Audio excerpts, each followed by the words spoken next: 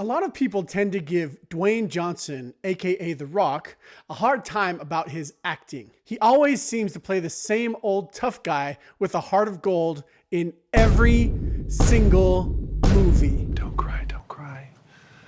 Don't cry, it's gonna be okay. But as someone who has been a fan of The Rock ever since he was in WWE, I actually like several of his movies. I like this one, and this one, and this one, and especially this one. This movie doesn't exist. I don't hate this one as much as other people do, and The Rock was really good in this series. But with the Smashing Machine, Dwayne Johnson totally went in a new direction. One that required skill, immersion in a new role, and chemistry with his co-star. And while the movie itself wasn't really that good, it wasn't. Dwayne Johnson was really good. So in this video, I'm going to talk about the top 5 things that Dwayne Johnson did in the Smashing Machine that were refreshing departures from his usual roles. And they really helped to highlight his new direction as a dramatic actor. The first thing to notice about his performance was the gentle, soft voice that really encompasses his character. Have you ever heard of the Ultimate Fighting Championship, the UFC? It's not the kind of voice that you would necessarily expect from a UFC fighter, but if you've ever heard Mark Kerr speak, the man whom Dwayne Johnson is portraying, you would know that he totally nailed it. Okay, let's go. For this role, Dwayne Johnson wore over 20 different prosthetics to look more like Mark Kerr. It really helped the audience get more immersed in a role that Johnson himself is already immersed in. It really added that little extra to make his character that much better. This character had a softness to him.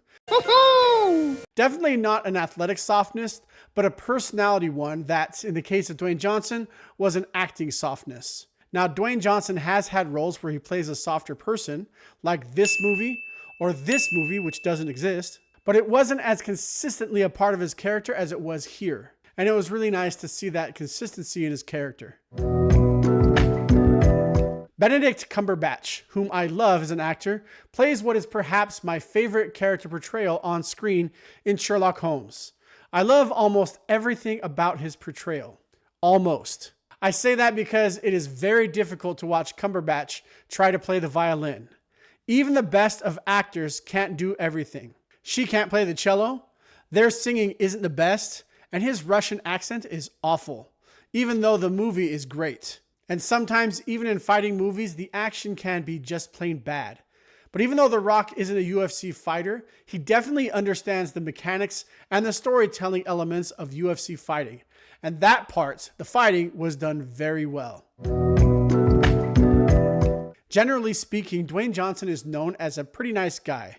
However, there have been times when he hasn't had the best chemistry with his co-stars, and it showed on screen. That is not the case here.